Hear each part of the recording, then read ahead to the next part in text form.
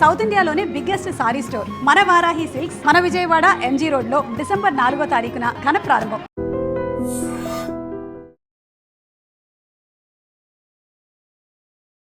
గురూజీ నమస్తే అండి. సూర్యోస్మి అమ్మ. అంటే మొన్న ఏదో విల్లాకి ముహూర్తం పెట్టాలి అంటే మీరు అన్నారు మూఢాలు అని అన్నారు. అంటే ఈ మంచి రోజులు కావా? అంటే మౌఢ్యమి సూర్యుడికి దగ్గరగా ఏదైనా అంటే గ్రహం వచ్చినప్పుడు ముఖ్యంగా ముహూర్తం అన్నప్పుడు దానికి సంబంధించి గురుబలం, అదే వివాహ ప్రకరణం అయితే శుక్రుడి యొక్క బలం చూసుకుంటా. ఏదైనా గ్రహం రవికి దగ్గరగా వస్తే ఇంకా దానికి ఉన్నటువంటి బలం తగ్గిపోతుంది. అందుకని గురుమూఢంలో గృహ ఆరంభాలకి గృహ ప్రవేశాలకి ముహూర్తాలు ఉండవు.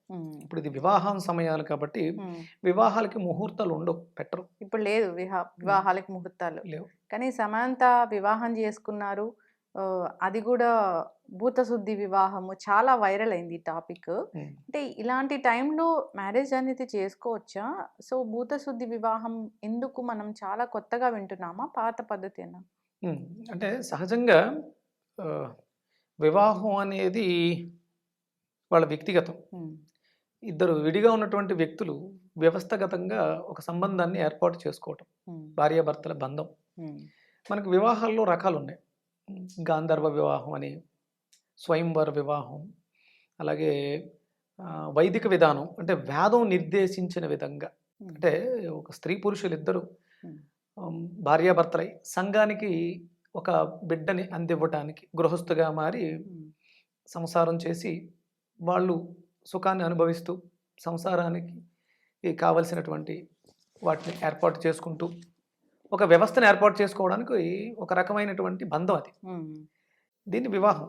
అందులో మనకి ఆయా ప్రాంతాలను అనుసరించి వివాహాల ప్రకారం రాజుల కాలంలో స్వయంవరం అని పెట్టేవారు. వాళ్ళ పద్ధతులు వివాహం చేసుకోవడానికి ఉన్నటువంటి పద్ధతులు.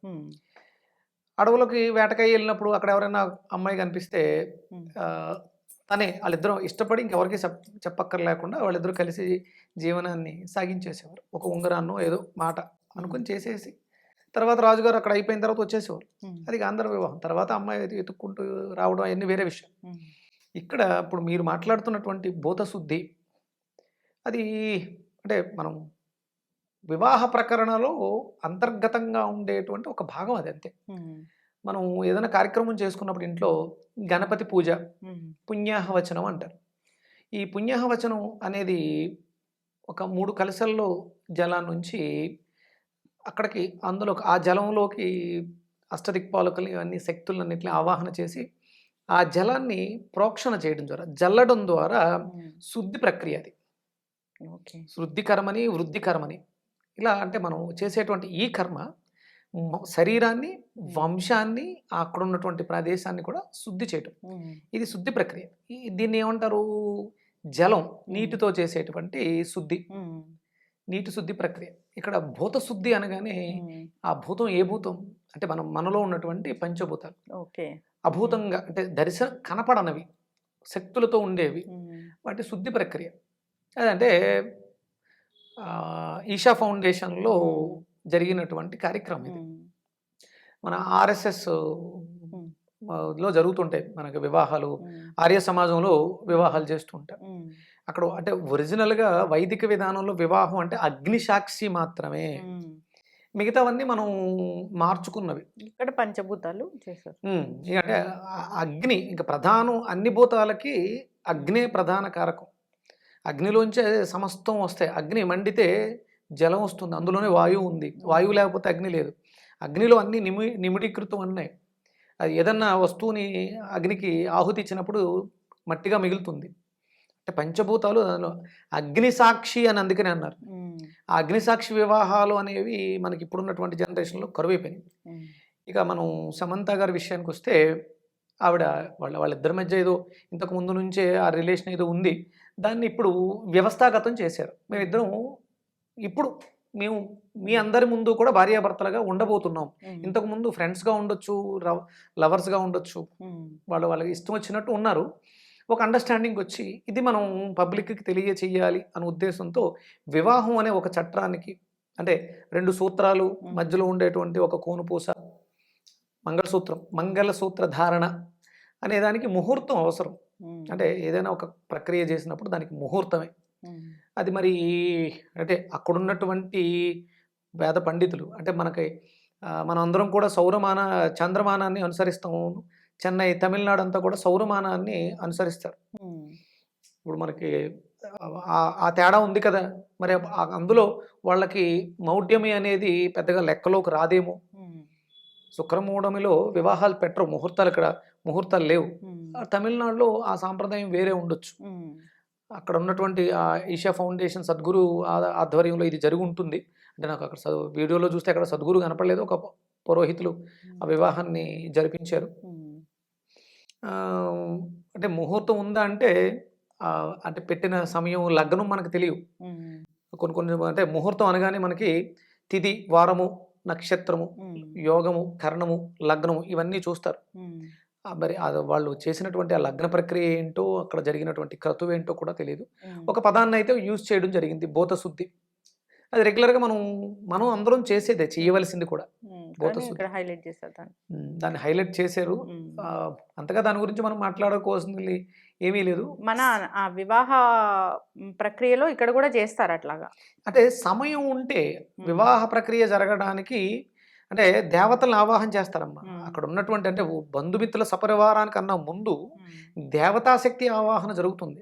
అది జరగాలంటే ఆ ప్రాంతాన్ని అంతటిని శుద్ధి చేయాలి. ఆ సమయం మనం ఇవ్వట్లేదు కాబట్టి తీసుకొచ్చి కూర్చోబెట్టి వెంటనే మనం తంతుని ఒక గంటలో పూర్తి చేసేస్తున్నాం. ఒరిజినల్గా వేదమంత్రోచ్చారణ అక్కడ ఉన్నటువంటి ఇదంతా జరగాలంటే సుమారు ఒక 5-6 గంటలు పడుతుంది. బాగా తెలిసిన వాళ్ళు ఇవన్నీ చేయించుకుంటారు. ఇప్పుడు రీసెంట్గా నేను ఒక 2 వివాహాలు చేయించాను. అడిగితే చెప్పాను, అగ్నిసాక్షి లేకుండా వివాహం ఏంటి అని చెప్పేసి అనగానే వాళ్ళు తప్పకుండా చేద్దాం గురుగారు అని చెప్పేసి అని వివాహాల్లో లార్జ హోమం అని చేస్తారు.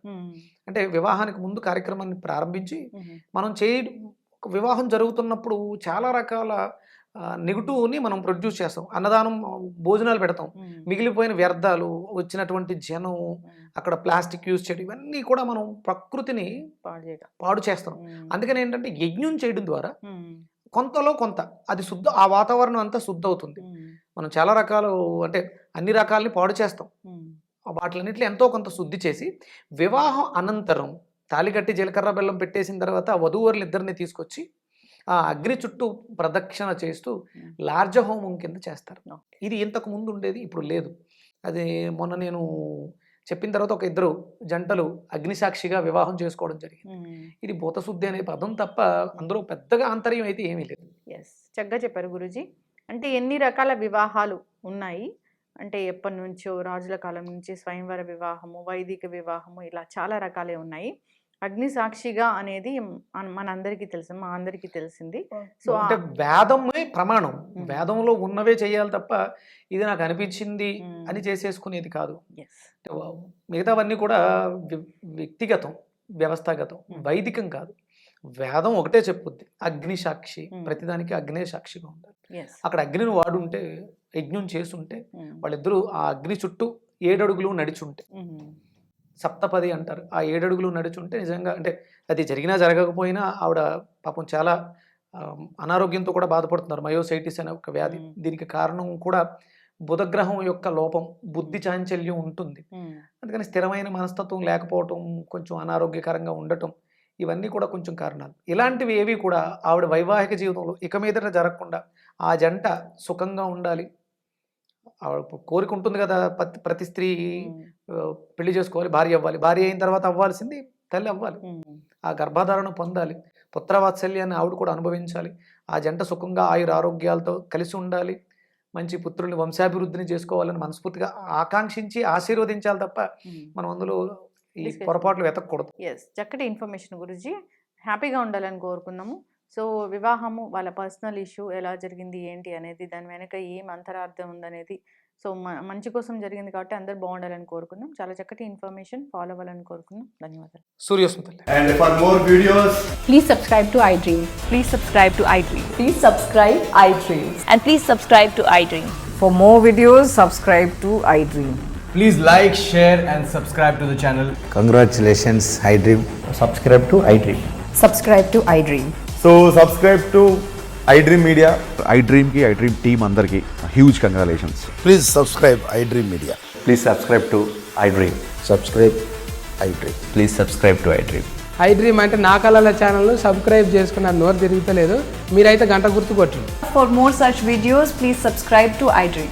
Subscribe to iDream. Please subscribe to iDream. Please subscribe iDream Media. Please do subscribe to iDream. Please subscribe to iDream Media. For best entertainment and information, please subscribe iDream. And don't forget to subscribe to iDream.